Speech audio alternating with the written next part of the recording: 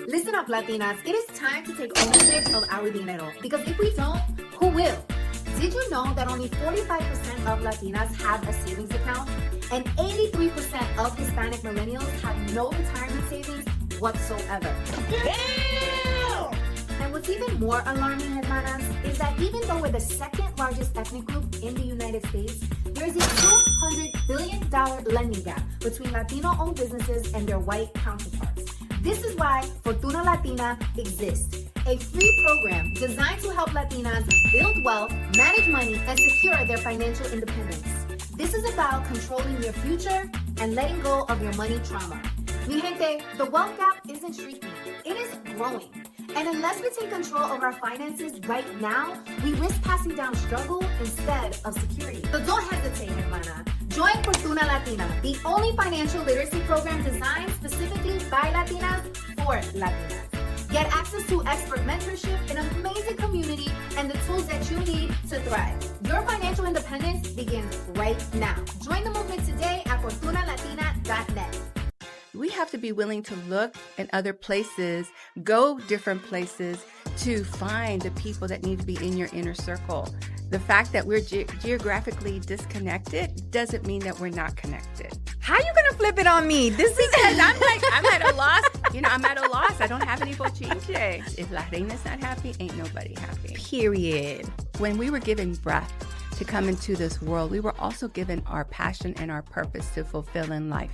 It's going to take a lot of courage to push you out, but courage also adds to your happiness. You got to choose you. And in that moment, I chose myself. And by choosing me, I chose my future. We have to be comfortable in breaking those rules of expectations so to let our real power shine. If they offer you the opportunity to connect and give you contact information and you do not follow up, that's like shame on you. Like you're giving the universe a signal that you really don't want it. Please, yes, say it, No please. me joda con eso, right? No me joda.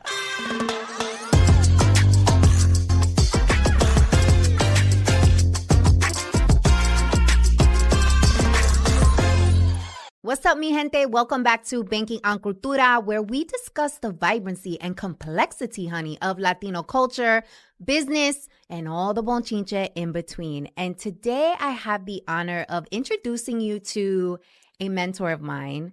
She's kind of like my fairy godmother, really. She calls me at all the right times, and she is just a light in my life that I am so thankful and grateful for. And I'm really excited to have the opportunity to share her with you, the community, because you're going to fall in love with her just as quickly as I did when we first met. So get into it. I'm going to do a brief intro so you guys can just understand the magnitude of the woman that is sitting next to me. So she is an award-winning entrepreneur, international keynote speaker, author, and is globally recognized as a career coach and professional development expert. She is the founder of the Power on Heels Fund, a nonprofit focused on minimizing the gender gap for Latinas that they face in the marketplace and to empower them to become their best advocate. And it's so interesting when I was reading her bio and I was like, how am I going to introduce this woman? Because to me, outside of the professional accolades, outside of her expertise, she is just one of the most beautiful human beings that I've had the pleasure of getting to know. And again, just really grateful to have her in my life. So without further ado, I introduce Miss Ivette Mayo to the community. What's up, mama? Hey, amiga. Oh my God. My lashes are going to come off. Thank you for that introduction.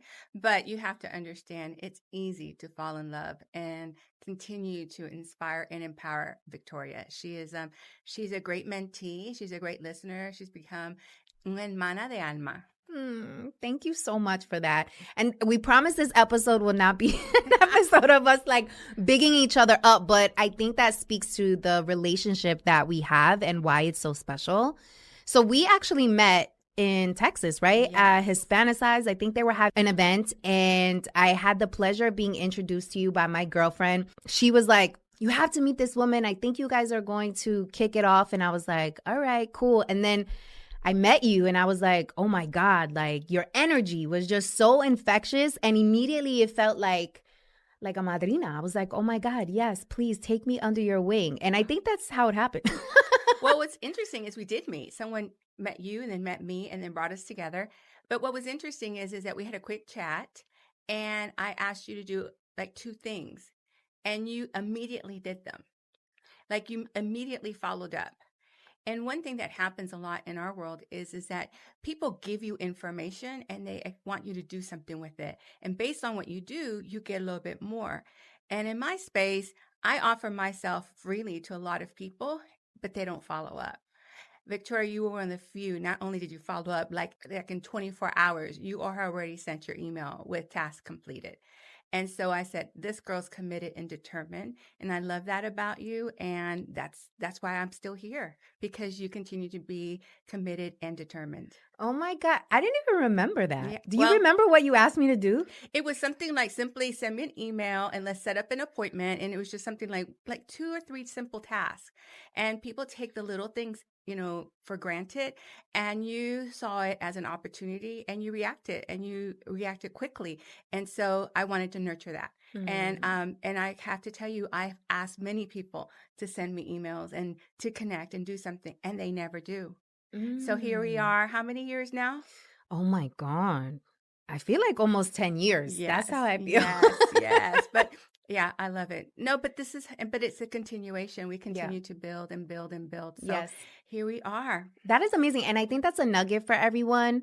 If you meet someone and you're inspired or motivated, or it's someone that you want to learn from, if they offer you the opportunity to connect and give you contact information and you do not follow up, that's like shame on you. Like you're giving the universe a signal that you really don't want it, right? But I think what happens is naturally, culturally, we bring judgment into this space. Oh, they just said that. They didn't really mean it. Oh, she's just too busy. All of a sudden, you just start poo-pooing it away, and you don't realize that that opportunity is maybe leading you to other opportunities. That's the door that just opened so you can get in the building. And one thing that's happened is we've introduced each other to people. Our communities have connected. And yes, I live in Houston and you live in Jersey. So it doesn't mean that we're not a daily and a constant contact or connection to each other. Mm-hmm. And what I really love about our relationship and appreciate is not only am I learning from like literally La Doña, like the best in the business, she's so strategic and so intentional and just such a great person to ideate with and brainstorm with. And what I love about our relationship is she asked me for advice too. Like she'll ask me like, hey, how do I do this? What do you think? And I think that's a really great example of how a relationship is supposed to work, especially like a mentor-mentee. I think we've moved beyond that. Now we're a family. But that is the benefit and the value add. And I think that even for folks who have a little bit more seasonality, being open to that kind of like peer mentorship and cross mentorship, even if you're at a different level, I think is key and what allows the relationship to like truly flourish, because we have things to learn from each other all the time, regardless of age, regardless of seniority. But I think we both were able to like showcase our value to one another, but it happened in such like an organic and authentic and raw way. We're also both Boricuas, so Avi. But you know what I think, and maybe this is a conversation we have to have with ourselves, is I'm not a very trusting person, have not really been a trusting person, but I've had to become. Success has created or opportunities require for me to trust others. And that wasn't something that I did easily. And I don't know if that was, but I think that's one of the things that you were willing to do, because you were transitioning at the time when we met, if I recall. And I was just starting. Yeah. And you were moving into a whole different space that you were before. And then here I show up, and then we're talking, but you were very authentic in your needs and expressed where you were and what your challenges were. And that took trust. So trust is not something that has to go to a deep level, but if you really want to have people collaborate with you and work with you, there has to be that level of trust. And I want to tell you how simple trust is. You're in the big city and you are lost, and you will stop someone for direction and go, hey, where's 39th Street? And at that moment, you're trusting that person to tell you where you need to go. So you can trust even at a bare minimum to strangers. But what happens with that trust, as you know someone, you get to see who they are and what they offer. You've got to be just as trusting with that person as that stranger that you're asking directions for. Trust is really critical. And I'm not saying you have to give them your children, your money, your passwords. No, you just have to give them the chance to tell you what they need to tell you. And you need to believe in that and do something with that. I love that analogy. That's such a great example because I feel like a lot of people do struggle with trusting, especially showcasing vulnerability. It's Yeah. like, no, I have to be strong and I have to showcase like I have it all together. Yeah. But in those moments of vulnerability is when you're actually able to receive help, Yeah. right? Right. And allow yourself to And then the other component with trust comes doubt. yes. Ay, Dios mío, la duda. La duda mata gente. Doubt kills people. You're not willing to do something with it. I'm giving you a treasure trove of stuff. And you're like, well, you know what? I'm not going to do that. That doesn't sound right. Or that might have worked. That might have worked back in the day, but not now. But the reality of it is business is still conducted between people. Yes, things are transactional online, but when business and collaboration really happens, it happens with people, not with tools and apps. It happens that way. And trust and doubt can't always be in the room. Yes. And then they have to alternate. So anyway, I feel like we can go on and on talking about our relationship. Like, I remember when I was having a hard time with this event that I was planning and you were like, oh, mija, you need help. You hopped on a plane, came to help me at the event, spoke at my event. Oh, no, you jumped. We set up tables and chairs. We set up tables, chairs. Like, you were so, so helpful and just came through for me in a way that I was like, oh my God, this woman is so special to my heart. And I was like, oh, I gotta keep her tight. My daddy, she always asked about daddy. Papi. And, it's just a vibe. And I hope you guys find those relationships. But I think this is one of the things that we, how shameful is that what I did was a rarity, right? That it stood out among so many. And you were surrounded by so many people you did know. And here was someone who was willing to do something that you hardly knew. Been there, done that. And, there's something that we have to do is that we have to be comfortable with asking for help and getting help. Because if it comes from an authentic place, then appreciate and gratitude that you do have these things. And that goes with things in life too, because there's a lot of people in your life that need to be gone.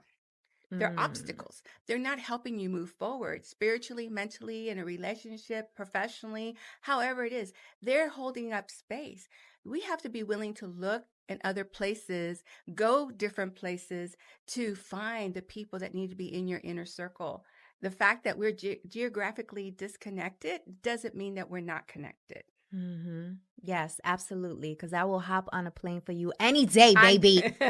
All right. So let's get this party started. Okay, aquí estoy. So what's the bonchinche? Give us some bonchinche. I don't have bochinche. Yes, you do, girl. Please. Every time we talk, you have bonchinche. Cut it out. Bochinche. I don't know. They're creative stories, maybe, but not. I don't know. I was just thinking about that. I was like, I don't have any bochinche today. I'm like, I lost. But do you have some bochinche?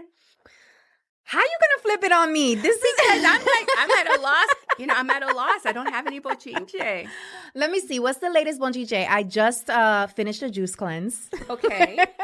Which I'm really proud of myself because every time I do a juice cleanse, it is so hard and intense, but I love that I challenge my discipline. And now that I've concluded it, yesterday was my last day. And today, on my way to this interview, I got a juice. Okay. And so it's like, this is what happens. Like when you kind of switch things up, like you have the ability to always like set the tone.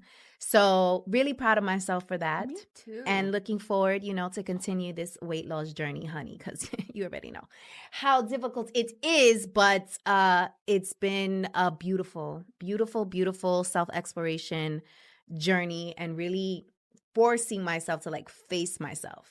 You know what I mean? And like look myself in the mirror and be like, yo, V, do you really want what you say you want? Okay, what you gonna do to get it?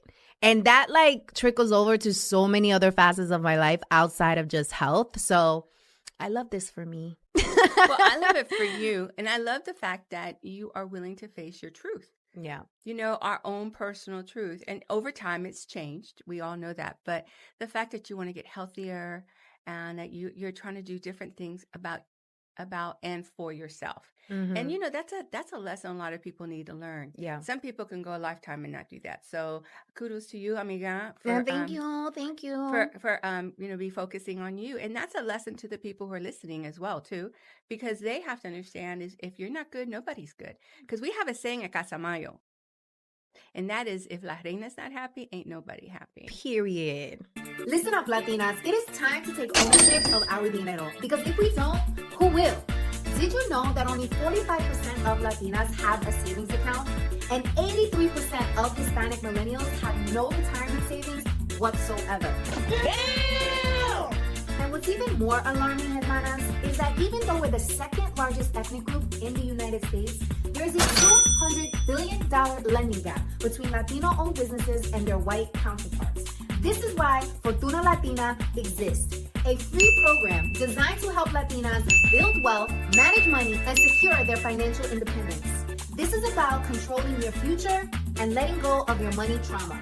Mi gente, the wealth gap isn't shrinking, it is growing. And unless we take control of our finances right now, we risk passing down struggle instead of security. So don't hesitate, hermana. Join Fortuna Latina, the only financial literacy program designed specifically by Latinas for Latinas. Get access to expert mentorship, an amazing community, and the tools that you need to thrive. Your financial independence begins right now. Join the movement today at fortunalatina.info. Exclamation mark, exclamation mark. But why is that? Is because we're so giving and you're always moving and you're going. If you're not right, and if you're not right with self, then we're willing to accept anything. Yeah. And we're not that kind of diva.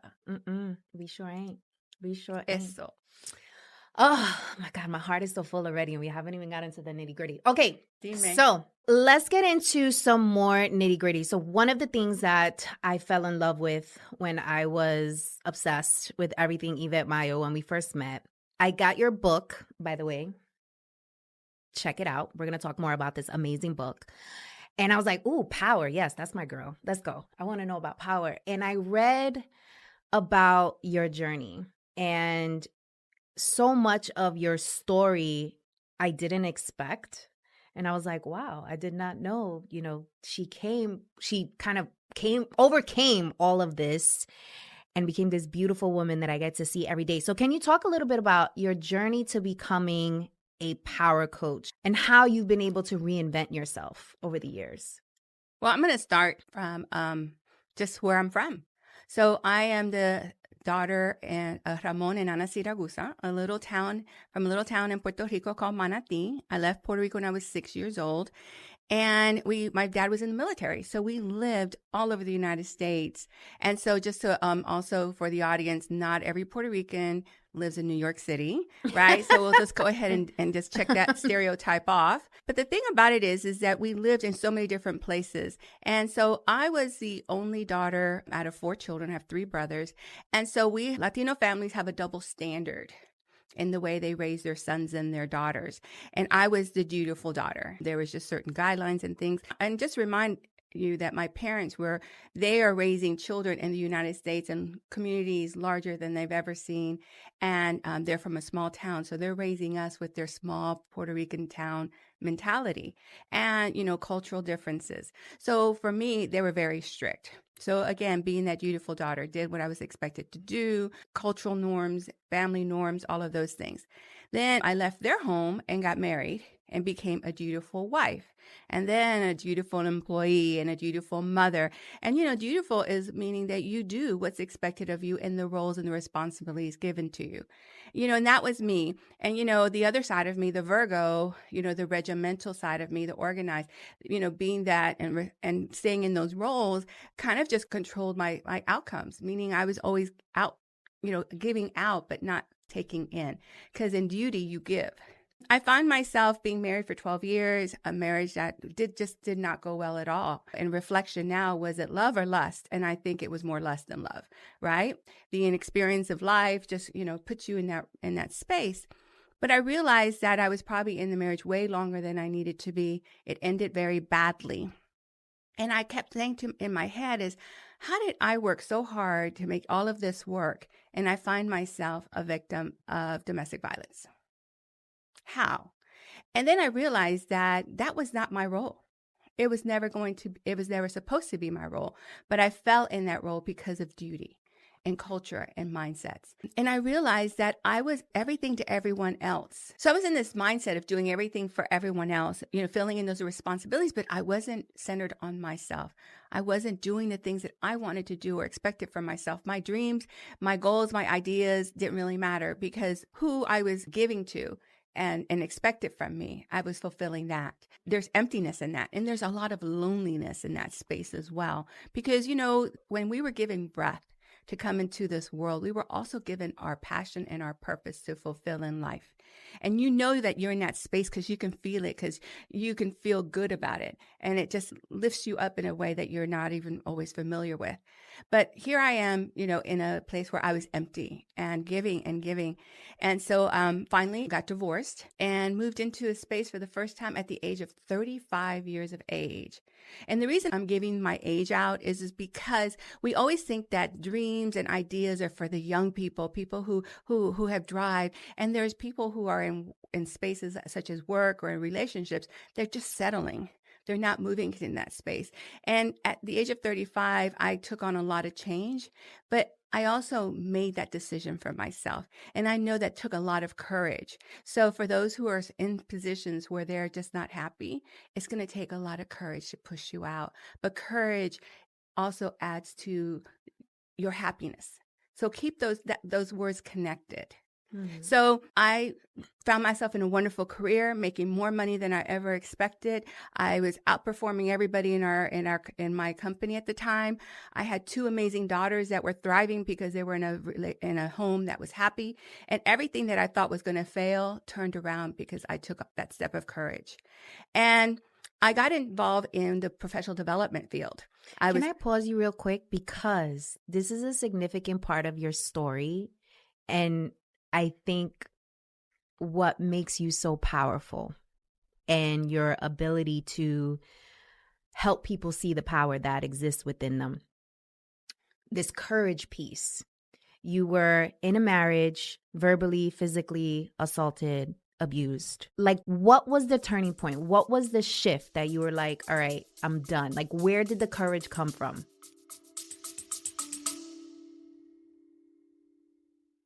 What's up, mi gente? Bet you didn't know that Discover is accepted at 99% of places that take credit cards nationwide. You know what's a little less accepted? Taking financial advice from random usernames and avatars you found on some forum. That's just sketchy. No offense to all the finance bros out there on the internet. Based on the February 2024 Nielsen report. Learn more at discover.com/credit card. Well, it's funny when someone tells you that you're not this, you're this, you're that. And you, in your mind, you're saying, no, I'm not that. And I think it was just this billowing, it was just kind of like that last grain of salt that just tipped the scales. But I think what happened is again, worked in a marriage that I was, that I personally put everything I had into it. And I was getting nothing back. And so this particular one time, and I know it sounds crazy, it sounds cliche, but it just took this one time for somebody to come home and decide that your life wasn't significant enough, that you shouldn't exist, right? And at that point, it wasn't about me. It was what I wanted my children's narrative to be too. At that point, survival mode came in. It's like, no, this is not what I accept. This is not the way my story is going to end. Mm-hmm. It was not. And in fact, this is the beginning of something new. And yes, I did things within a short period of time that I even surprised myself. But the best part about it is getting out of something that hurts you, doesn't build you up, if anything, takes from you and gives you nothing in return. And we can't let those traditional mindsets, like I'm doing it for the kids or I'm doing it because it's the right thing to do. You got to choose you. And in that moment, I chose myself. And by choosing me, I chose my future.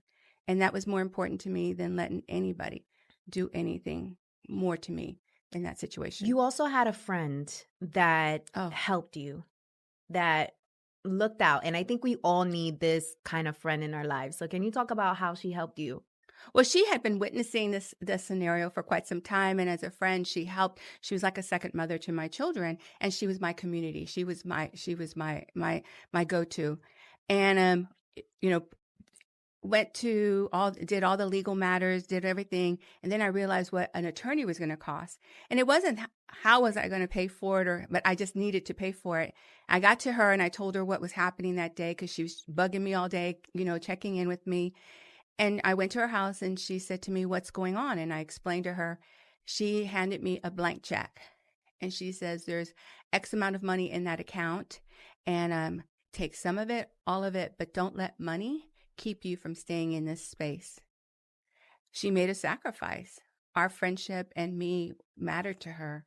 And at that moment where I was choosing me and courage was what I was holding on to, she took away the biggest challenge at that moment for me. That meant the world to me. It has led me to where I am right now. That simple blank check. I love that. I love that. So fast forward, you decided to leave. Your friend blessed you and you skyrocketed from there. Career amazing, kids are blossoming, life is fabulous. You entered the professional development space. Take us from there. Well, and there's a lot going on, but I want to kind of add something too, because in that space, maybe about within 2 years of that moment, that difficult moment, I found someone to love and someone who loved me. But most importantly, as I said in my prayers, was I wanted someone perfect for me that loved me the way I needed to be loved and accepted me as I was. So loved me for who I was.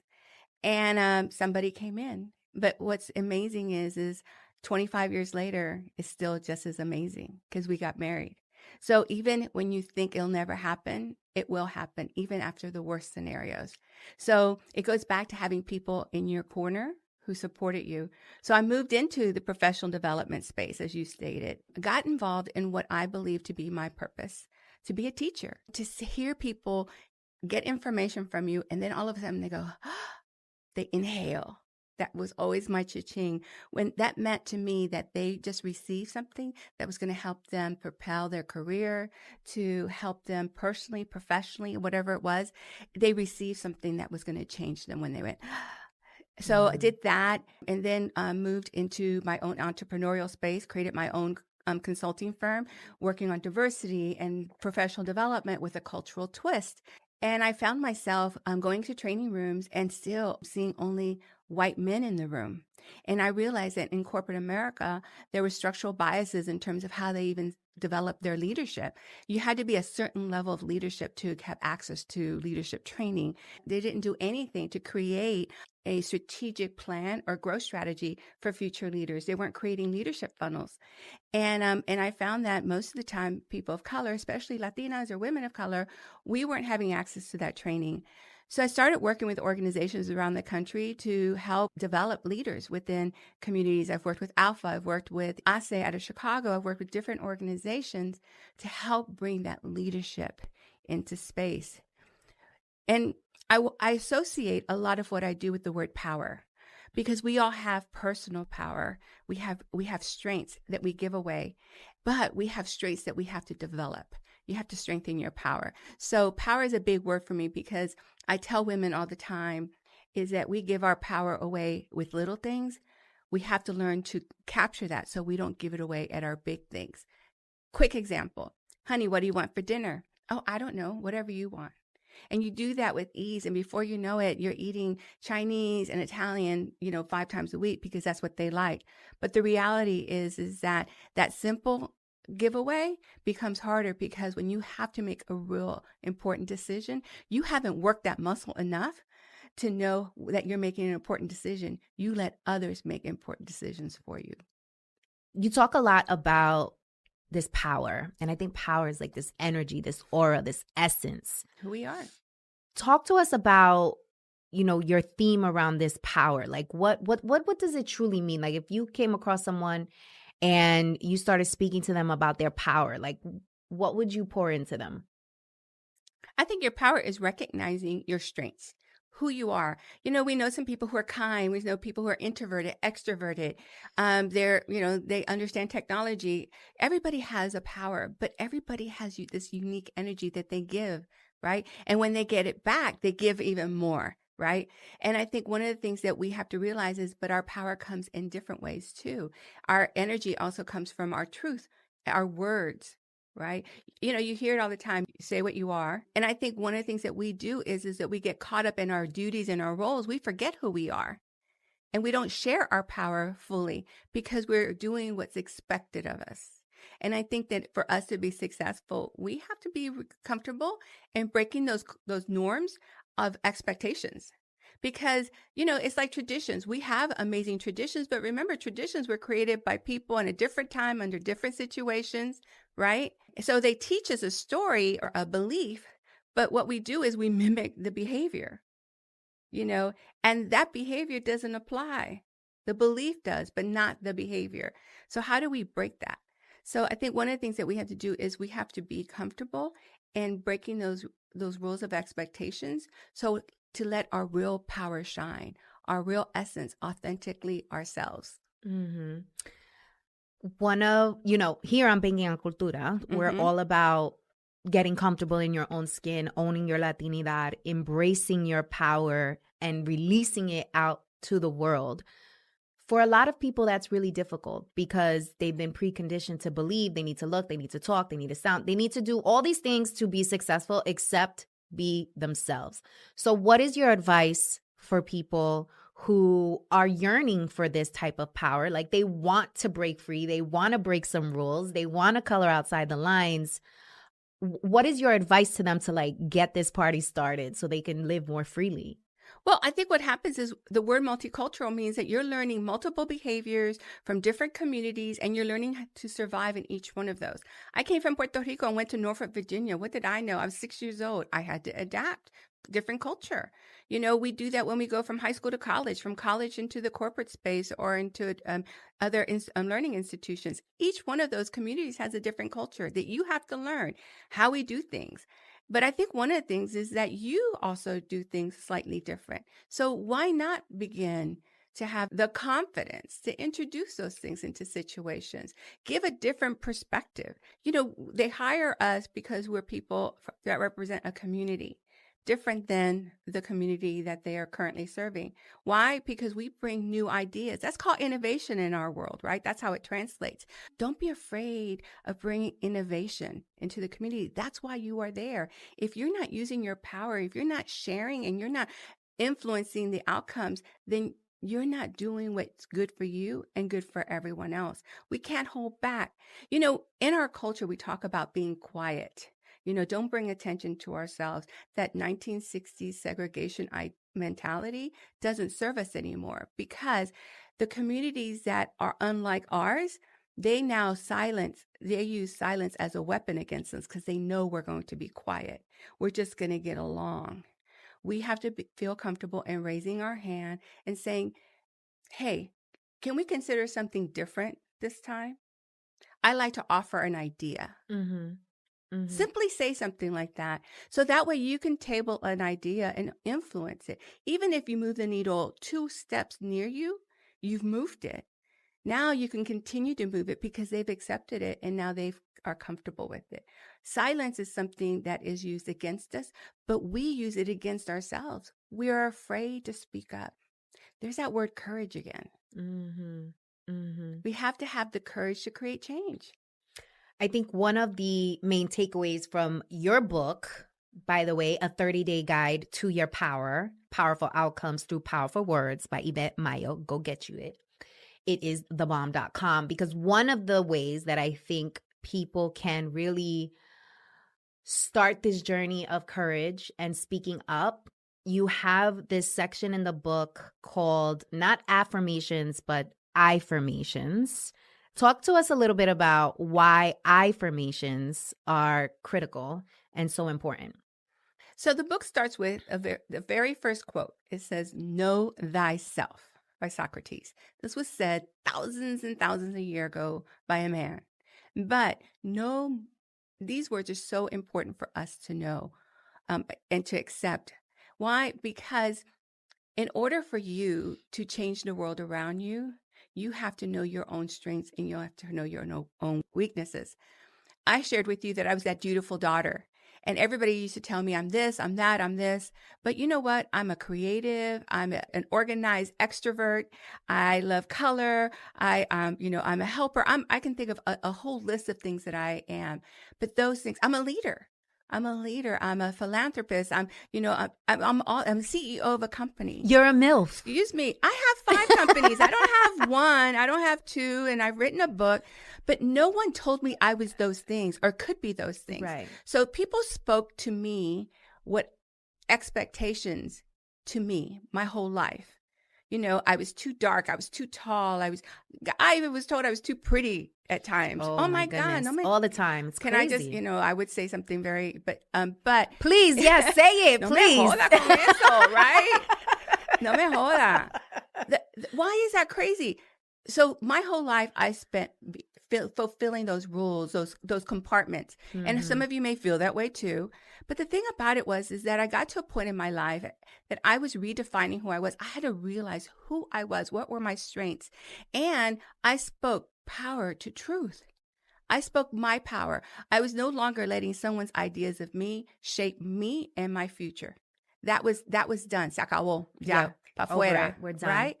But the thing about it was at that moment, I started writing like a journal, started writing things.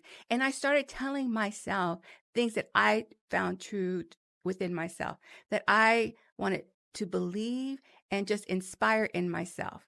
I was no longer using someone else's words to define me. I was using my words to define me. Mi gente, I've got the perfect freebie for you. So I just dropped a 17-page workbook to help you get your mind right, especially in this climate of so much uncertainty. So if you are an aspiring or current entrepreneur and you're just feeling stuck, you're not feeling too good about what the future holds, and all the turmoil, the politics, all of it is just throwing you off your game, this workbook is actually going to act as a journal for you. It covers goal setting, efficiency tips, how to manage your time, financial management tips, strategies on how to wrap your head around the next big thing that's coming down the pipeline to bring you consistent revenue in your business.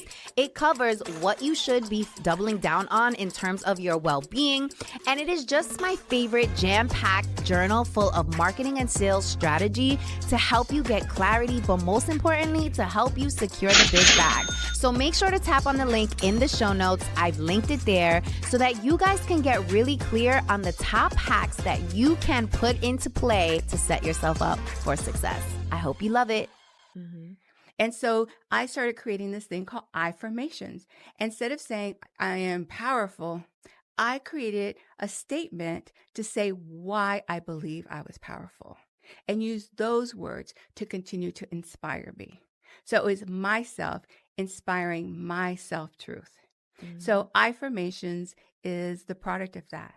Now, this is the teacher in me now, is that you must do something 30 days consecutively for that habit to continue or discontinue. Smoking. You got to do it for, somebody starts and stops in a week. No, you didn't do it long enough to break the habit. You have to do this for 30 days. That's how the human behavioral system is changed. So that's why it's a 30-day guide. If I can get you to do this for 30 days, this will be a continuum of you empowering you. Interesting. I did not know that that's why it's called a 30-day guide. Interesting. Ya sabe. I didn't know that fun fact. Thank you so much. Okay, so so after you go through the book and you have frameworks that you put in here, which I think are super amazing, we learn more about your story, and then it gets into, you're kind of journaling throughout the entire book, really. Yes. And taking notes. I know I did. So towards the back of the book, you have put in here, which I love so much, and I actually have it written. So for those of you watching, this is real, okay? It's 30-day journal of affirmations, and it's all about power mantras. And one of my faves was day 6. So you have each day you're listing kind of like your 30 days. So on day 6, I was doing the affirmation I am diamond. Oh my gosh. So talk to us about what is I am diamond, and then I'm going to read what I wrote. Okay.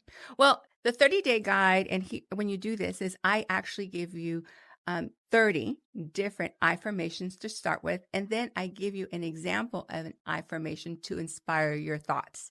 So thank you so much for doing the work. You see, you have to be willing to work to create change to build success. You see that? You see how that works?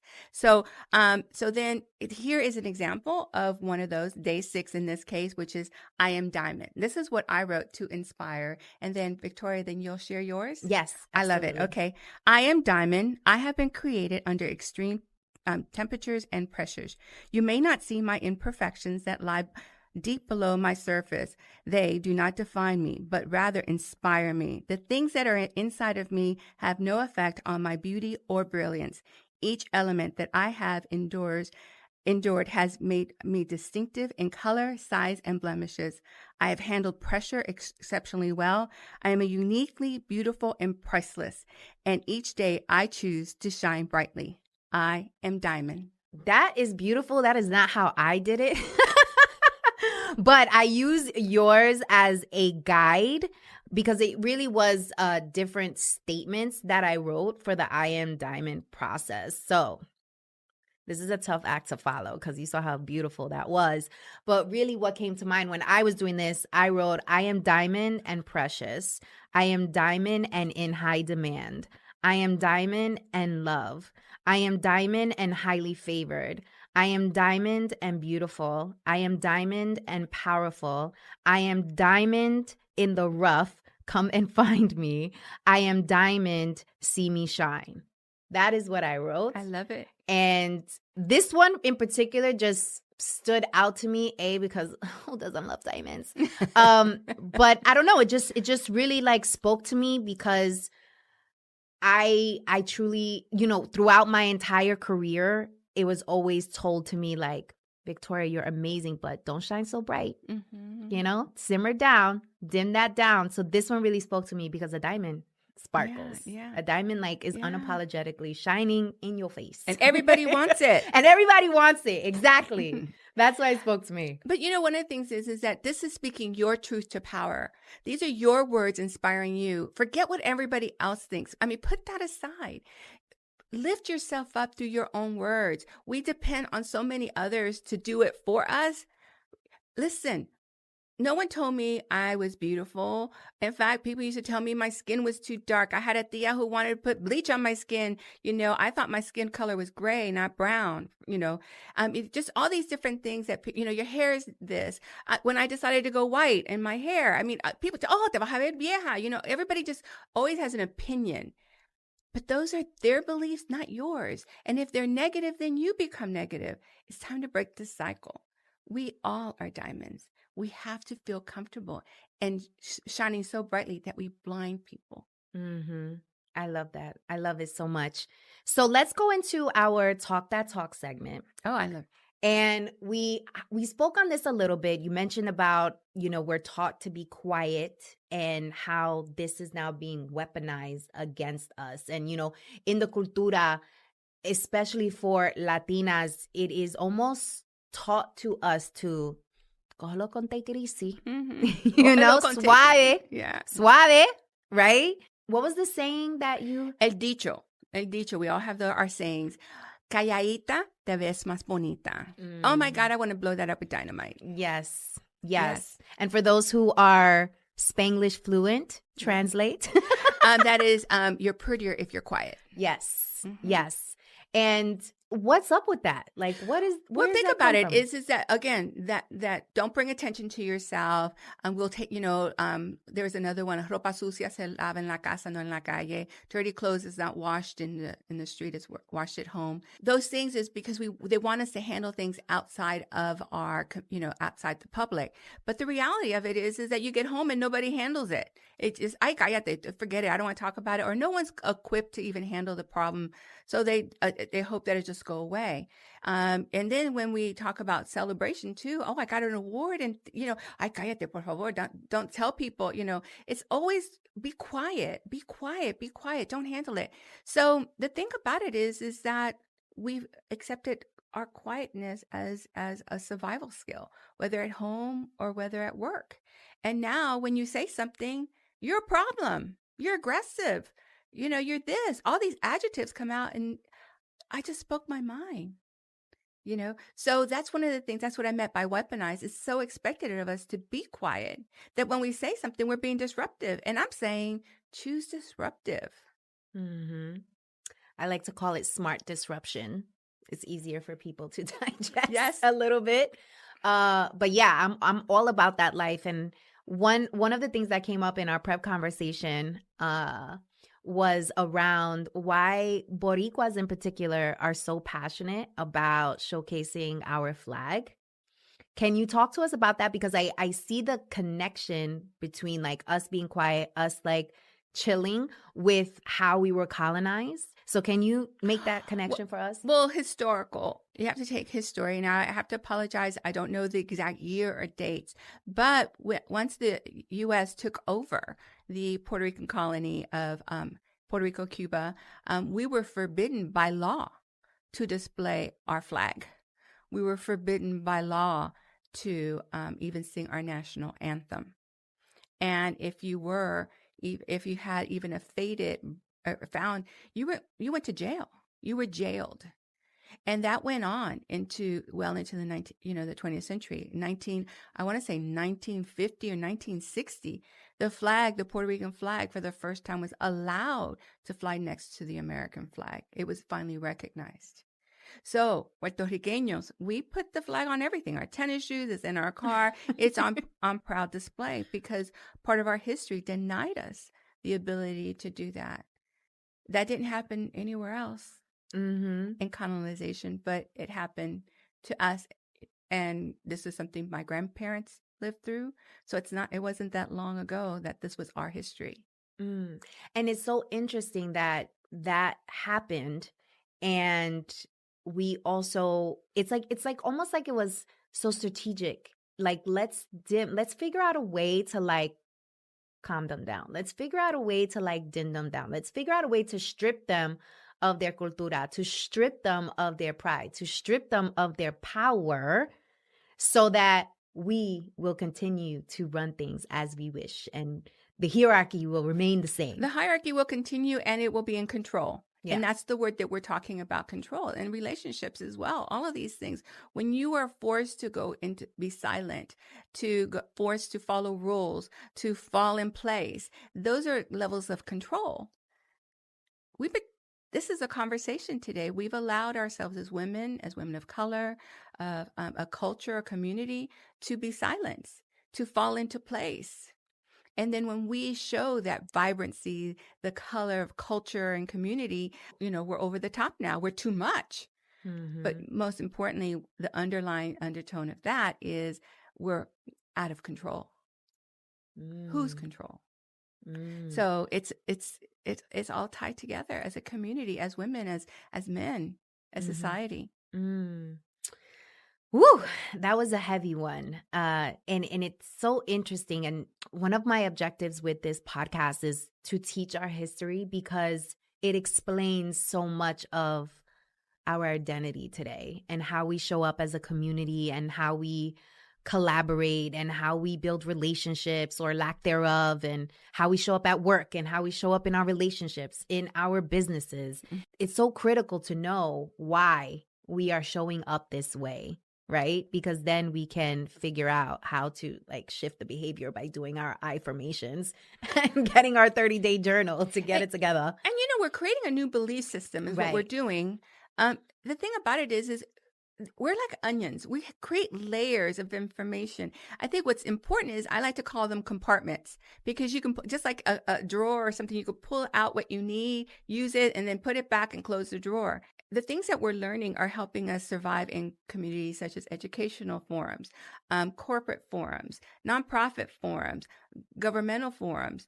We have to understand that we have to behave differently. So let me give you a place where we need to shift and beliefs need to change. And if you're listening, please share this, okay? This conversation is why aren't we doing the same thing with politics? I know that we come from cultures and communities where the systems are slanted, We don't have belief in the voting systems.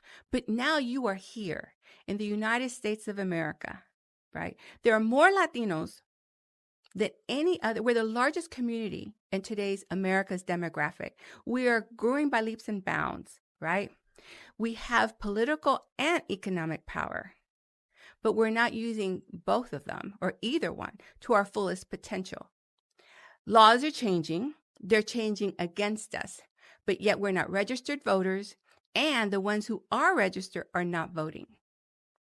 See, the minute we realize the power in the vote, the minute the laws change, and the better positions we will become, not only as people of color, but as women as well. And when you think about it, it was 1970, like 1976, that a woman couldn't even have a checking account by herself. Yet she had the power to vote. And we, since then, have done very little to give women power. But voting can change that. We're in an election year, and our belief systems have to change. But most importantly, our actions have to change. And the more we let others control the political and the economic system, we will continue to be considered secondary citizens or not worthy. I feel like that's a whole other podcast episode that we can do on the politics and but we're talking how we about show power. up. But yes, absolutely. I totally agree with you and am aligned with that, to your point of breaking old belief systems and building new ones and committing to those new beliefs, even though it may be really comfortable to kind of go back to, like, you know, the But you old can always beliefs. go back. Yeah. So Vamos. let's tell the people more about Power on Heels, and then let's tell them where they can find you and all that. Well, two things real quick. So one of the things that I wanted to say is that in the position of power, before we change the subject real quick, I wanted to say is that you have the power.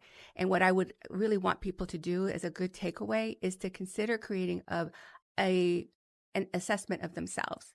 Create, what's that vision? Where do I want to be? What job do I want? And create a plan on what you need, whether it's education, a training, whatever 10 steps you think you need to take to get there, right?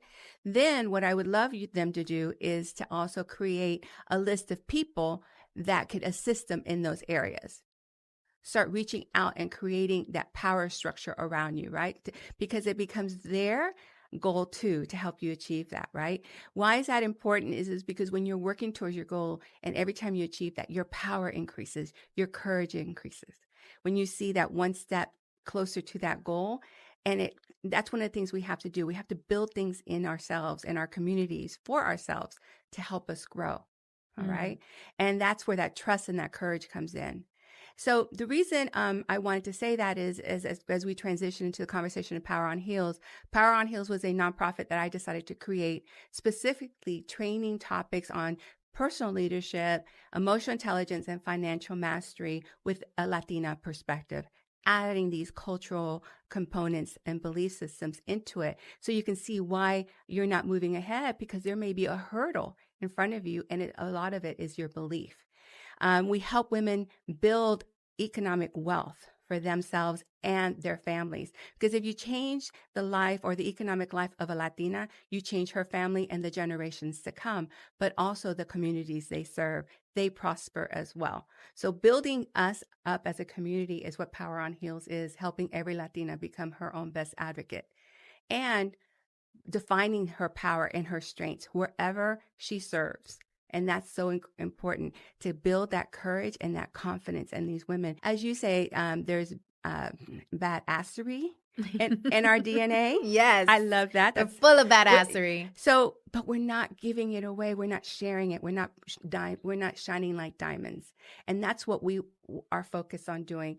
We do professional development training. We're not a big networking event. We do fundraising. And so if anyone is interested, Power on Heels, Power on Heels Fund, FUND.org, or find us on social media at Power on Heels F, the letter F. It's important for you to not only share what we're doing, but participate, because we do a lot of our programming also virtually. I love it. And where else can people find more information about Miss Ivette Mayo?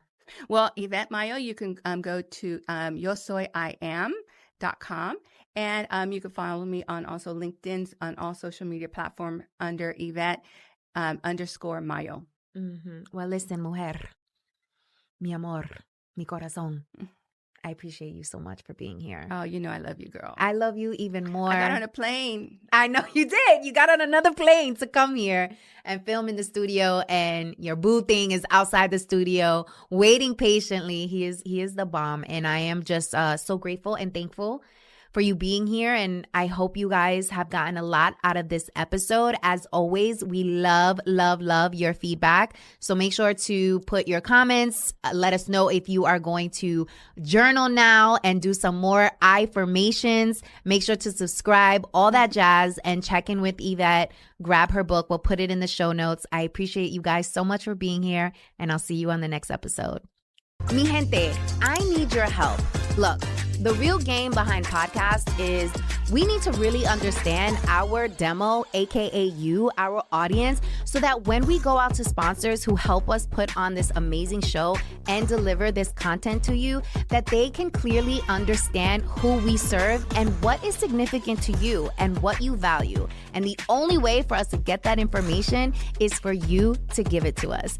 So we just created this survey. I'll put it in the show notes. It will take you less than 3 minutes, literally, but it will be so helpful for us to get a better understanding of what it is that you care about, what's important to you, what do you value, so that when we're out in these streets trying to secure the big bag and get sponsors for this show, they know exactly who our audience is and what you care about. So we can bring you the best products, we can bring you the best organizations that are out here serving the cultura, the community, you. So please take a moment and fill out the survey. I'll link it in the show notes. Appreciate you. Hey guys, if you enjoyed this video, I'm pretty sure you're gonna love the next one. So make sure to click right here and tap in to the next episode. Listen up, Latinas. It is time to take ownership of our dinero. Because if we don't, who will? Did you know that only 45% of Latinas have a savings account? And 83% of Hispanic millennials have no retirement savings whatsoever. Damn! And what's even more alarming, hermanas, is that even though we're the second largest ethnic group in the United States, there is a $200 billion lending gap between Latino-owned businesses and their white counterparts. This is why Fortuna Latina exists, a free program designed to help Latinas build wealth, manage money, and secure their financial independence. This is about controlling your future and letting go of your money trauma. Mi gente, the wealth gap isn't shrinking, it is growing. And unless we take control of our finances right now, we risk passing down struggle instead of security. So don't hesitate, hermana. Join Fortuna Latina, the only financial literacy program designed specifically by Latinas for Latinas. Get access to expert mentorship, an amazing community, and the tools that you need to thrive. Your financial independence begins right now. Join the movement today at fortunalatina.net. Mi gente, did you enjoy this episode? Are you loving Banking on Cultura? Make sure to subscribe and follow us. Our goal is to grow this community so that we can all embrace our Latinidad, secure the big bag, and never question our cultura ever again. Please also take a moment to leave us a review. I love reading your reviews. Let me know what you are thinking, what guests we should have on, and if there are any topics you would like me to cover. I appreciate you so much for being here. Te amo mucho, and I'll check you out in the next episode.